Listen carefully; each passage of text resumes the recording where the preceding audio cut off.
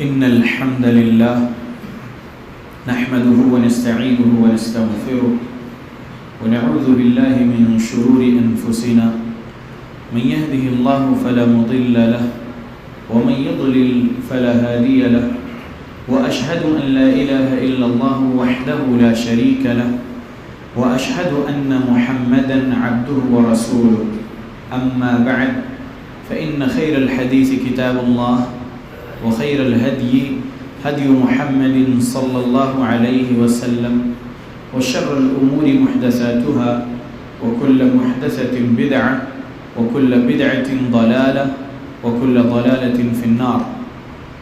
أعوذ بالله السميع العليم من الشيطان الرجيم من همزه ونفخه ونفثه. بسم الله الرحمن الرحيم. قاف والقرآن المجيد بل عجبوا أن جاءهم منذر منهم فقال الكافرون هذا شيء عجيب أإذا متنا وكنا ترابا ذلك رجع بعيد قد علمنا ما تنقص الأرض منهم وعندنا كتاب حفيظ بل كذبوا بالحق لما جاءهم فهم في أمر مريج أفلم ينظروا إلى السماء فوقهم كيف بنيناها وزيناها وما لها من فروج والأرض مددناها وألقينا فيها رواسي وأنبتنا فيها من كل زوج بهيج تبصرة وذكرى لكل عبد منيب ونزلنا من السماء ماء مباركا فأنبتنا به جنات وحب الحصيد والنخل باسقات لها طلع نضيد رزقا للعباد وأحيينا به بلدة ميتا كذلك الخروج كذبت قبلهم قوم نوح وأصحاب الرس وثمود وعاد وفرعون وإخوان لوط وأصحاب الأيكة وقوم تبع كل كذب الرسل فحق وعيد أفعينا بالخلق الأول بل هم في لبس من خلق جديد. يا معاشر المسلمين، قال سبحانه وتعالى إن الله لا يغير ما بقوم حتى يغيروا ما بأنفسهم رب اشرح لي صدري ويسر لي أمري واحلل عقدة من لساني يفقه قولي سبحانك لا علم لنا إلا ما علمتنا إنك أنت العليم الحكيم إن العزة لله جميعا هو السميع العليم. تمام قسم کی تعریفوں کا حقدار صرف اور صرف اللہ وحدہ لا شریک ہے. میں تعریف کرتا ہوں اس اللہ کی جس نے ساری کائنات کو 6 ایام میں بنا کر اپنے آپ کو عرش پہ مستوی کیا اور اس اللہ کا عرش 7 آسمانوں کے اوپر ہے. پڑھتا ہوں میں درود اور آپ سب بھی پڑھیں درود اللہ کے آخری نبی آخری رسول محمد صلی اللہ علیہ وسلم پر جس رحمت للعالمین پر درود پڑھنے کا حکم دیا ہے اللہ رب العالمین نے. اللہم صلی علی محمد وعلی آل محمد كما صليت على إبراهيم وعلى آل إبراهيم إنك حميد مجيد. اللهم بارك على محمد وعلى آل محمد كما باركت على إبراهيم وعلى آل إبراهيم إنك حميد مجيد. سامعین، آج 20 نومبر 2020 کو یہاں مسجد بلال وٹیپلی حیدرآباد میں ہمارے خطبہ جمعہ کا عنوان ہے دعوت و تبلیغ یا تباہی. دعوت و تبلیغ نہیں کریں گے تو تباہی اس دنیا کی زندگی میں بھی ملے گی اور موت کے بعد عذاب اکبر ضرور ملے گا. کنتم خیر امہ اخرجت للناس تأمرون بالمعروف وتنہون عن المنکر. یہ آیت جس کی جتنی زندگی ہے موجودہ مصلیوں میں اور جو کوئی بھی یہ خطبے کا آڈیو سنیں گے وہ یہ جان رہے ہیں کہ کنتم خیر امہ، یہ سورہ آل عمران کی آیت نمبر 110 کئی خطبوں میں سنے ہوں گے، کئی کانفرنسز میں سنے ہوں گے، سیٹرڈیز اور سنڈیز کے لیکچرز میں سنے ہوں گے یہ آیت کی تفسیر، لیکن عمل نہیں ہے، بہت تھوڑوں کا عمل ہے. کیونکہ رب نے قرآن میں کہا قلیلا ما تؤمنون، بہت تھوڑے ہیں جو ایمان لانے والے ہیں، قلیلا ما تذکرون، بہت تھوڑے ہیں جو نصیحت حاصل کرنے والے ہیں، قلیلا ما تشکرون، بہت تھوڑے ہیں جو شکر ادا کرنے والے ہیں۔ سورہ ہود یا سورہ رعد میں ہے وَأَمَّا مَا يَنْفَعُ النَّاسِ فَيَمْكُثُوا فِي الْأَرْضِ، اور انسانیت کو نفع پہنچانے والے بہت تھوڑے ہوا کرتے ہیں اور ٹھہرے رہتے ہیں۔ تو ان تھوڑوں میں تو بھی ہم اپنے آپ کو رکھ لینا۔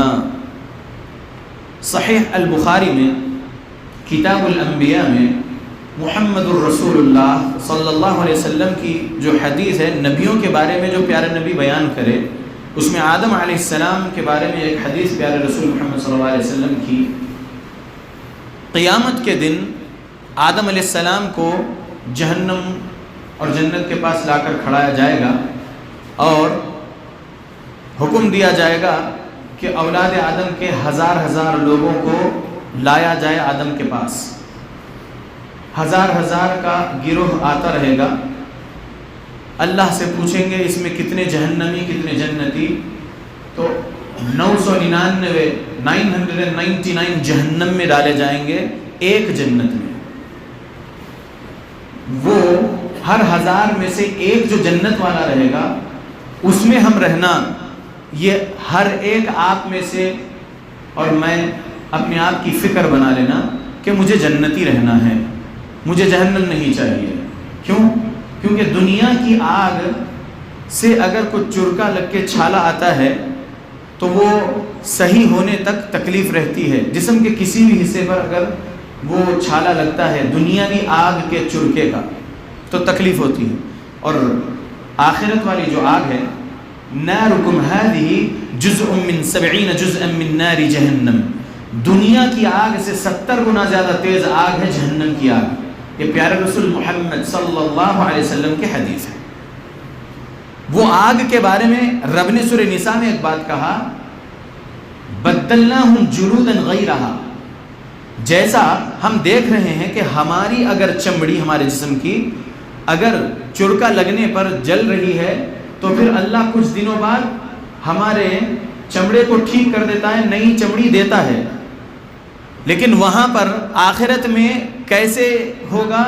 وہ اس طرح کہ رب نے کہا وہ آگ جو 70 گنا زیادہ تیز آگ ہے نا، وہ جب جلائے گی انسان کو تو چمڑا جب جل جائے گا تو فوراً پھر چمڑا آ جائے گا، فوراً چمڑا اللہ کے حکم سے آ جائے گا اس انسانی جسم کے گوشت پر، اور پھر جلے گا، پھر چمڑا آئے گا، پھر جلے گا، وہ چلتے رہے گا، جو ابدی جہنمی ہوگا اس کے لیے۔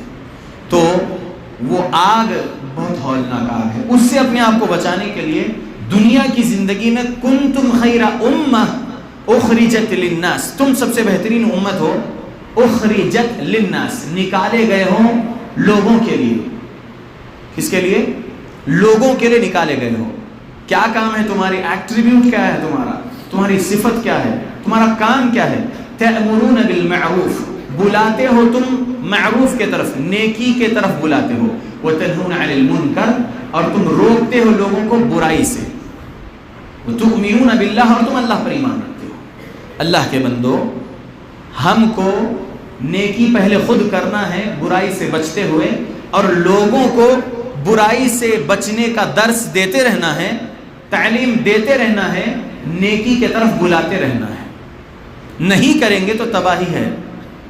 احادیث کئی ہیں سنانے کے لیے، لیکن میں آج سے پہلے کے جو 3 جمعے میری زندگی کے گزرے ہیں، وہ 3 جمعہ جو میں خطبہ دیا، اس کے بعد جو میں یہ 20 دن میں جو درس دینے کا موقع اللہ نے دیا، پچھلے 20 دن یعنی آج کے جمعہ سے پہلے کے 3 جمعہ، تو مجھے بہت سبق ملا، دعوت و تبلیغ کا ایک طریقہ ملا۔ پہلے جو طریقہ تھا ان 20 دنوں سے پہلے کا، وہ جو تھا الحمدللہ، لیکن نئے چیزیں سیکھنے کا موقع ملا، نئے لوگوں سے ملنے کا۔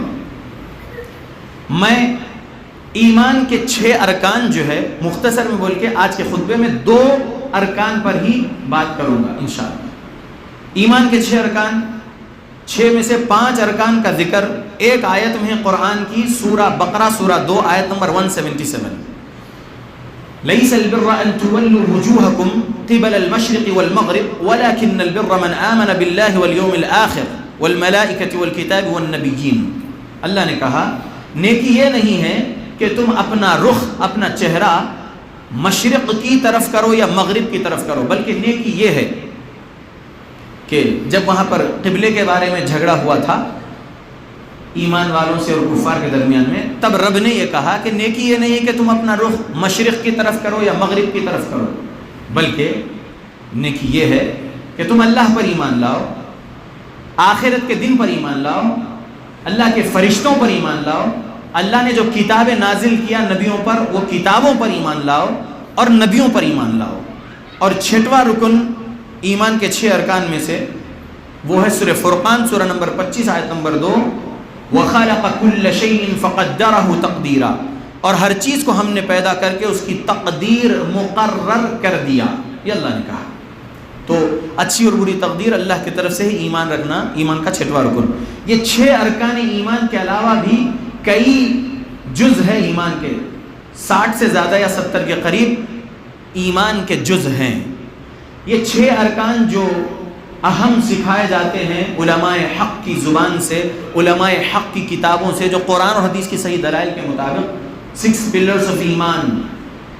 اسلام کے 5 ارکان ہیں، پہلا کلمہ، دوسرا نماز، تیسرا زکوٰۃ، چوتھا روزہ رمضان کے اور 5واں حج.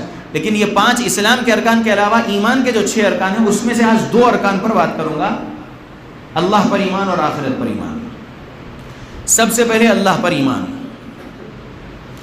وَلَقَدْ بَعَثْنَا فِي كُلِّ أُمَّةٍ رَسُولًا أَنِ اعْبُدُوا اللَّهَ وَاجْتَنِبُوا الطَّاغُوتَ. سورہ نحل سورہ نمبر 36 آیت نمبر 36. اور ہم نے ہر امت میں ایک رسول بھیجا کہ اللہ کی عبادت کرو اور طاغوت سے بچے رہو.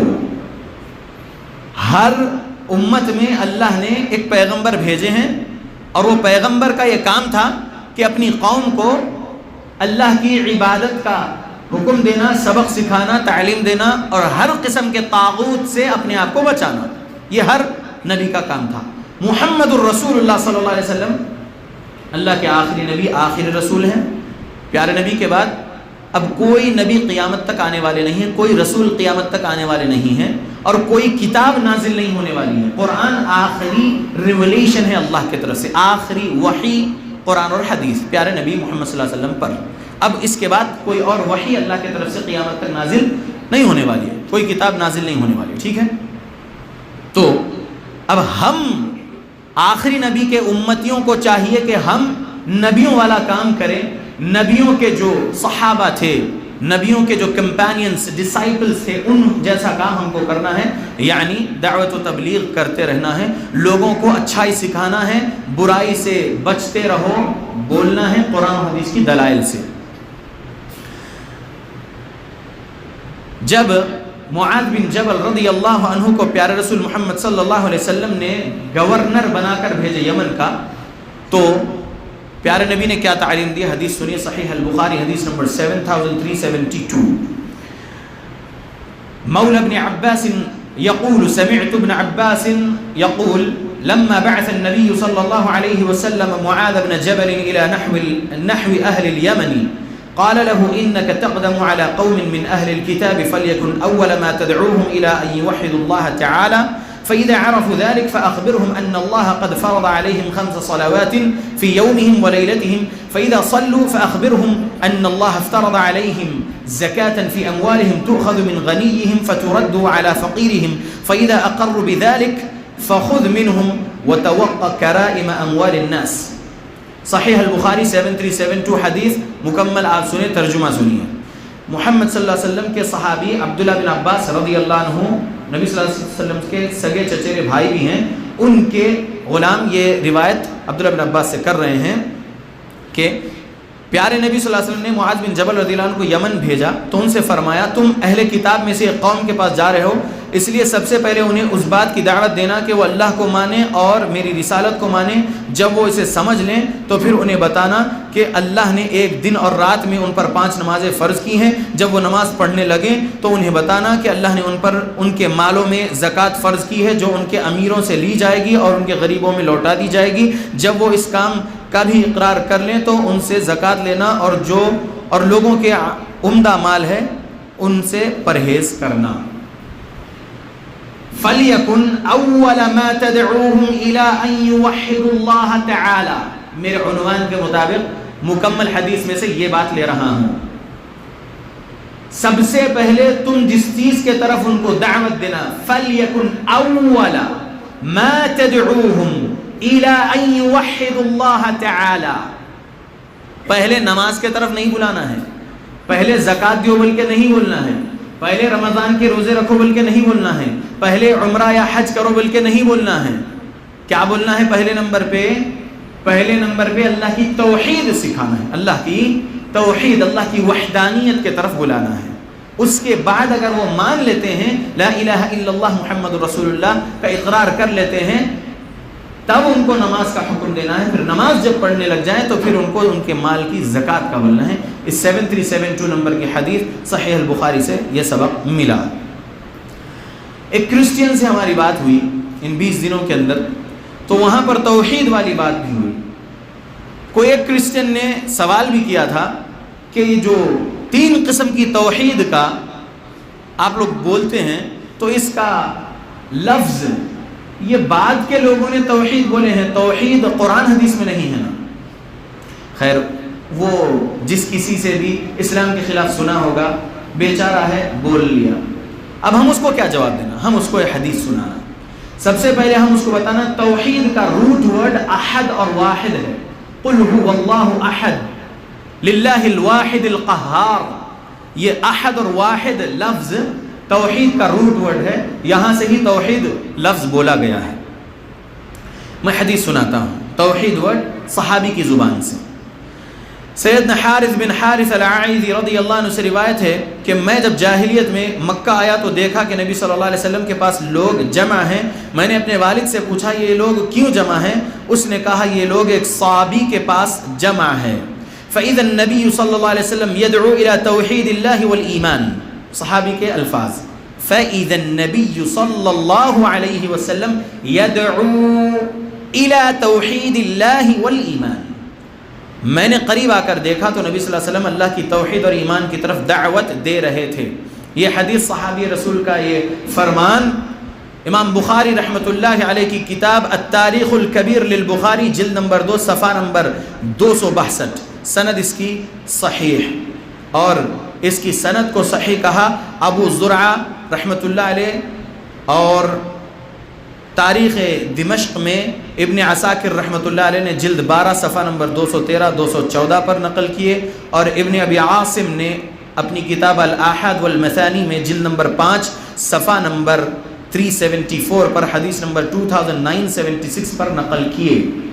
تو توحید کا لفظ صحابی رسول نے پہلی بار بولے، تو ہم کو توحید کے طرف بلانا ہے، یہ بات ذہن میں رکھیے۔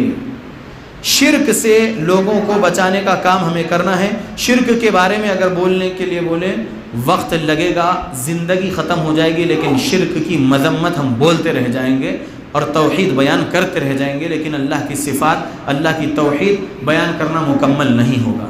مختصر میں شرک سمجھ لیجئے۔ شرک کی 2 قسمیں ہیں۔ ایک قسم یہ ہے کہ شرک اصغر، چھوٹا شرک، دوسرا شرک شرک اکبر، بڑا شرک۔ چھوٹا شرک یہ ہے، پیارے رسول محمد صلی اللہ علیہ وسلم کی زبان سے یہ چھوٹے شرک کے بارے میں حدیث سنیے۔ مسند احمد جلد نمبر 5 صفحہ نمبر 429، حدیث نمبر 24036، سند اس کی حسن لذاتی ہی ہے۔ حدیث اس طرح ہے، محمود بن لبید رضی اللہ عنہ سے روایت ہے، محمد رسول اللہ صلی اللہ علیہ وسلم نے فرمایا مجھے تم پر سب سے زیادہ ڈر شرک اصغر کا ہے۔ صحابہ نے پوچھا اے اللہ کے رسول شرک اصغر کیا ہے؟ پیارے نبی نے کہا ریا، دکھاوا۔ نماز لوگوں کے لیے اگر پڑھ رہا ہے کوئی بندہ کہ نمازی کہلایا جاؤں، زکوٰۃ لوگوں میں واہواہی حاصل کرنے کے لیے دوں کہ جو ہے لوگوں میں سخی کہلایا جاؤں، حاجی کہلائے جانے کے لیے حج کروں، تو یہ سب لوگوں کو دکھانے اور لوگوں میں واہواہی کے لیے عمل کرنے والے کے لیے اللہ کے پاس کچھ نہیں ہے۔ جا کے جن کے لیے کرتا تھا ان سے اس کا اجر لے بول کے اللہ بولنے والے قیامت کے دن، اور حدیث میں بات ہے۔ وقت نہیں ہے کہ وہ حدیثیں پورے سناؤں.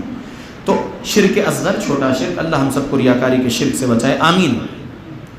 دوسرے قسم کا شرک شرک اکبر ہے. شرک اکبر یہ ہے، شیخ عبد الرحمن بن حسن آل شیخ رحمہ اللہ فرماتے ہیں غیر اللہ کو تمام عبادات میں یا کسی خاص عبادت میں اللہ تعالیٰ کے ساتھ شریک ٹھہرانا شرک اکبر کہلاتا ہے. یہ ان کی بات لکھا ہے فتح المجید نام کی کتاب، ہدیۃ المستفید جلد نمبر 1 صفحہ نمبر 308 اور 309. شیخ عبدالعزیز بن باز رحمہ اللہ فرماتے ہیں نواقض اسلام کے بارے میں کہ ان میں سے سب سے بڑا شرک ہے مثلا فوت شدہ بزرگوں کو پکارنا اور ان سے فریاد کرنا، بتوں، درختوں اور ستاروں وغیرہ سے حاجت روائی کرنا، مشکل میں ان کو پکارنا، مشکل دور کرنے کے لیے، یہ شرک اکبر ہے. فتاوی بن باز جلد 2 صفحہ 15.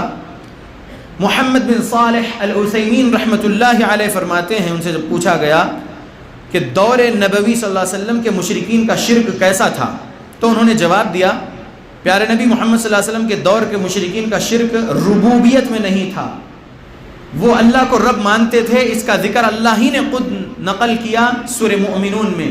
پوچھئے ان سے کہ کون ہے زمین و آسمان کا مالک، تو وہ کہیں گے اللہ. وہ تفصیل لمبی ہے ان آیتوں کی، وقت کم ہے اس لیے آگے بڑھ رہا ہوں. تو ربوبیت کا اقرار کرتے تھے مشرکین مکہ، انکار نہیں کرتے تھے اللہ کی ربوبیت میں. شیخ نے فرمانے کے بعد کہا اللہ نے اس بات کی وضاحت قرآن میں کر دی. رہی ربوبیت تو ایک اللہ کو رب ماننا ہے، لیکن ان کا جو شرک تھا وہ یہ کہ مجبوری کے وقت وہ اللہ کو دعائیں سننے والا اور مجبوری میں سے نکالنے والا مانتے تھے، مصیبت ٹالنے والا مانتے تھے، اور اللہ رب العالمین کو پکارتے بھی تھے. مثلا مشرکین مکہ کا تلبیہ کیا ہے؟ ہم مسلمانوں کا تلبیہ لبیک اللہم لبیک لبیک لا شریک لک لبیک ان الحمد والنعمت لک والملک لا شریک لک. لیکن مشرکین مکہ میں خود محمد رسول اللہ صلی اللہ علیہ وسلم کے والد، والدہ، دادا، چچا وغیرہ بھی ان کا تلبیہ کیا تھا؟ لبیک اللہم لبیک لبیک لا شریک لک لبیک الا شریکا هو لک تملکہ وما ملک.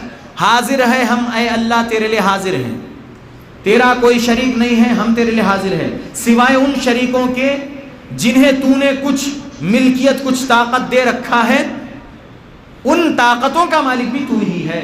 یعنی وہ جو 360 بت کعبے کے اندر رکھے تھے نا، ان کو اللہ کا شریک مانتے تھے وہ لوگ. تو شرک ہوا نا.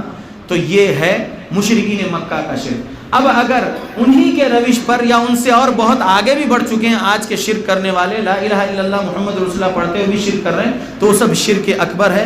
اللہ ہم کو شرک سے بچائے. رب نے کہا انہ من یشرک باللہ فقد حرم اللہ علیہ الجنہ، بے شک جو کوئی بھی اللہ کے ساتھ کسی کو شریک ٹھہرائے گا، شرک کرے گا، اللہ نے اس پر جنت کو حرام کر دیا ہے. ومأواہ النار، اور اس کا ٹھکانہ آگ ہے. تو ہمیں چاہیے کہ ہم توحید سمجھانا لوگوں کو اور شرک سے بچنے کی تعلیم دیتے رہنا، بدعت خرافات سے بچنے کی تعلیم دیتے رہنا. اللہ کی ذات میں وہ اکیلا ہے، اس کا کوئی شریک نہیں اس کی ذات میں. اللہ کے صفات میں اللہ اکیلا ہے، اس کا کوئی شریک نہیں اللہ کی صفات میں. اللہ کے عبادات جتنے ہیں، عبادات کی جتنی قسمیں ہیں تمام اللہ کے لیے ہیں. اس میں کوئی نبی، کوئی ولی، کوئی علی نہیں، صرف اللہ ہی کے لیے عبادت ہو. یہ سمجھانا ہے، یہ توحید ہے. جب یہ توحید قبول کریں گے تو پھر نماز قبول ہے، روزہ قبول ہے، زکوٰۃ قبول ہے، عمرہ قبول ہے، حج قبول ہے، تمام اعمال صالحہ قبول ہے. اور اگر توحید میں صحیح نہیں ہے بندہ، عقیدے میں شرک، بدعت خرافات ہے، توحید سمجھا ہی نہیں، بس رٹ رہا ہے لا الہ الا اللہ محمد رسول اللہ، تو پھر وہ بندے نے صحیح توحید کا عقیدہ پیارے نبی اور صحابہ کے مطابق سمجھا ہی نہیں، اس کی کوئی عبادت قبول ہونے والی نہیں ہے. دوسرے خطبے میں مختصر سی آخرت کے بارے میں بات آئے گی. اللہ سے دعا کرتا ہوں اللہ ہم مسلمانوں کو قرآن و حدیث پڑھنے کی توفیق دے، قرآن و حدیث کو سلف صالحین کے مطابق سمجھ کر عمل کرنے کی توفیق دے. آمین.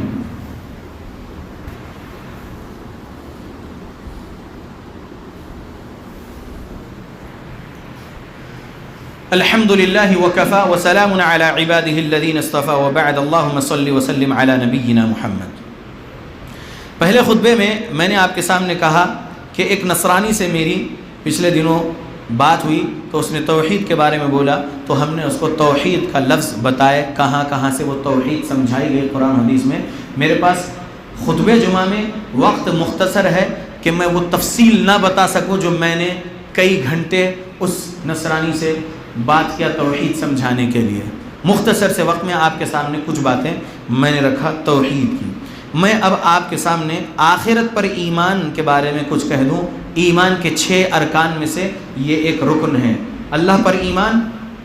لیس البر ان تولوا وجوهكم قبل المشرق والمغرب ولكن البر من آمن بالله واليوم الآخر، سورہ بقرہ آیت نمبر 177۔ تو اللہ پر ایمان کی بات میں نے آپ کے سامنے رکھا۔ دوسری بات والیوم الآخر، آخرت کے دن پر ایمان رکھنے کی بات غور سے سنیے۔ اللہ رب العالمین نے کہا ان الذين لا يؤمنون بالآخرة زين لهم اعمالهم فهم يعمهون اولئك الذين لهم سوء العذاب وهم في الآخرة هم الاخسرون۔ بے شک جو لوگ آخرت پر ایمان نہیں رکھتے ہیں ہم نے ان کے لیے ان کے اعمال خوشنما بنا دیے ہیں، بس وہ گمراہی میں حیران و پریشان پھر رہے ہیں۔ انہی لوگوں کے لیے برا عذاب ہے اور یہی آخرت میں سب سے زیادہ خسارے میں ہوں گے۔ سورہ نمل سورہ 27 آیت نمبر 4 اور 5۔ آخرت ایک عقیدہ بھی ہے اور ایک قانون بھی ہے۔ آخرت کے عقیدے کو سیکھ لیں گے اور اس قانون کو سمجھ لیں گے تو کرائم ریٹ ختم ہوگا۔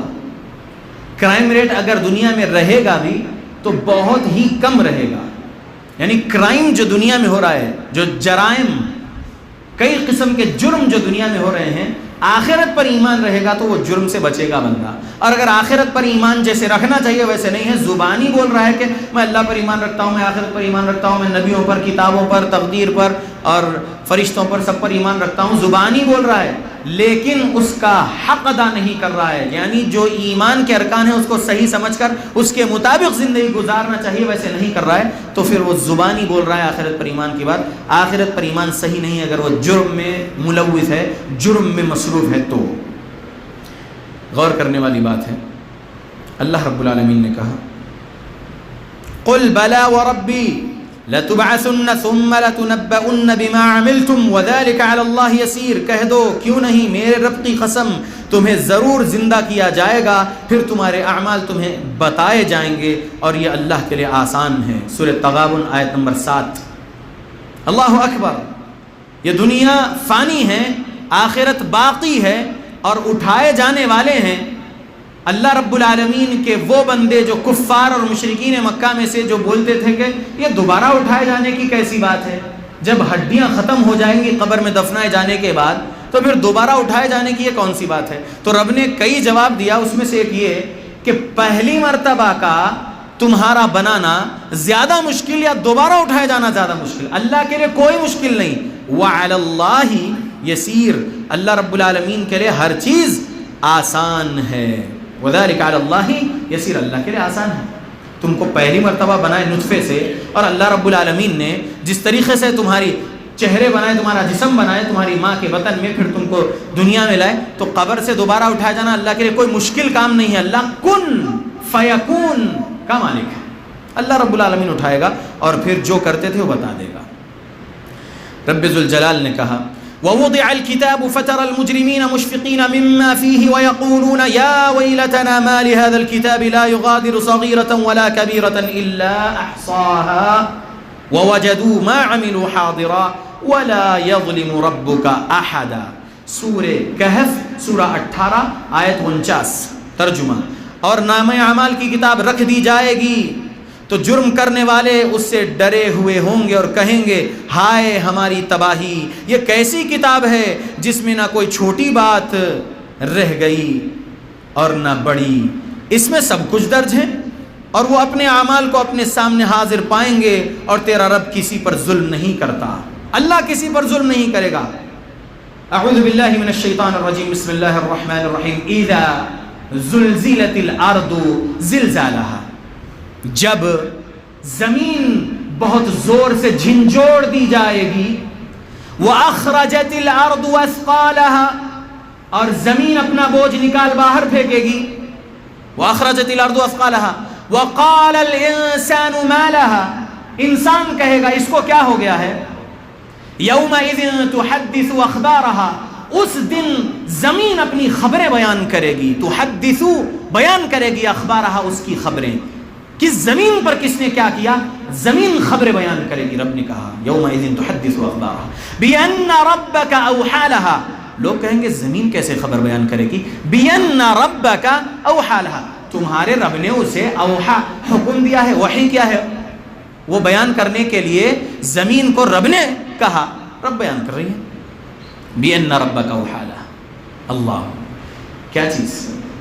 فمن يعمل مثقال ذرة خيرا يرى ومن يعمل مثقال ذرة شرا يرى. ذرہ برابر اگر کوئی نیکی کا کام کیا ہے تو وہ دیکھ لے گا, ذرہ برابر برائی کرا ہے تو دیکھ لے گا. تو اللہ کے بندو, قیامت ایک ایسا عقیدہ ہے, ایک ایسا قانون ہے جس کو دماغ میں رکھ کر جرم سے بچے گا انسان. دنیا کے تمام قوانین سامنے رکھ دیے جائیں, جرم کم نہیں ہو رہا, بڑھ رہا ہے, کیونکہ دنیاوی قوانین میں کئی لوپ ہولز ہیں. انسان گناہ کر کے گناہ سے بچنے کے راستے ڈھونڈ نکالتا ہے. دنیا کے قوانین صحیح نہیں, رب کا قانون جس میں کوئی نقص نہیں. آخرت عقیدہ بھی ہے اور بہترین قانون بھی ہے, اور اس دن اکیلا صرف اللہ جج ہوگا, فیصلہ کرنے والا. فیصلے کا دن ہے. کہہ رہے ہو سورۃ الفاتحہ جب ہر روز نماز میں پڑھ رہے ہو, مالک یوم الدین, فیصلے کے دن کا مالک, جس دن رب تمام فرشتوں کو, سب کو, پوری کائنات کو فنا کر دے کے کہے گا. سورہ مومن میں اللہ نے کہا, سورہ غافر میں کیا کہا رب نے؟ لمن الملک اليوم, آج کے دن کس کی بادشاہت ہے؟ للہ الواحد القہار, صرف اکیلا اللہ رب العالمین اس دن بچے گا, اور وہ خود جواب دے گا کہ آج اکیلا قہار ہے.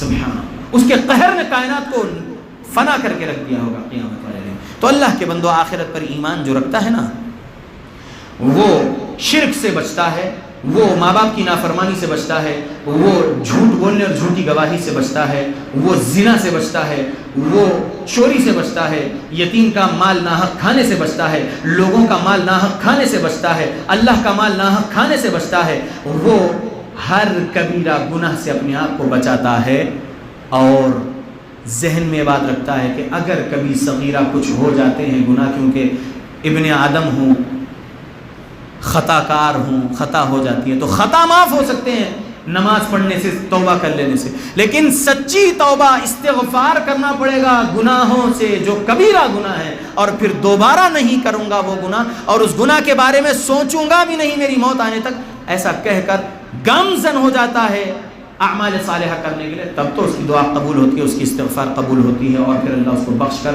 اللہ رب العالمین اس کو جنت دیتے ہیں. تو اللہ کے بندو, اللہ پر ایمان, ایمان کا پہلا رکن, آخرت پر ایمان, ایمان کا دوسرا رکن, یہ بہت اہم ارکان ہیں. اللہ کے بندو, یہ ارکان ایمان کو بار بار یاد کرتے رہو, اور اپنے آپ کو گناہوں سے بچاتے رہو, اور یہی ارکان ایمان سے نان مسلمز کو اسلام سمجھاتے رہو. ہو سکتا ہے کہ ہم مسلمان ہر بڑے گناہ سے اپنے آپ کو بچاتے ہوئے لوگوں کے پاس جا کر ان کو بھی بڑے گناہوں سے بچنے کی تبلیغ کریں گے, تعلیم دیں گے قرآن حدیث کے دلائل سے, ان کو نیکی کے طرف بلائیں گے, نیکی سکھائیں گے, اعمال صالحہ سکھائیں گے, تو ہو سکتا ہے کہ اللہ رب العالمین ہم سے راضی رہیں اور ہم ہر قسم کے تکلیفوں سے بچے رہیں.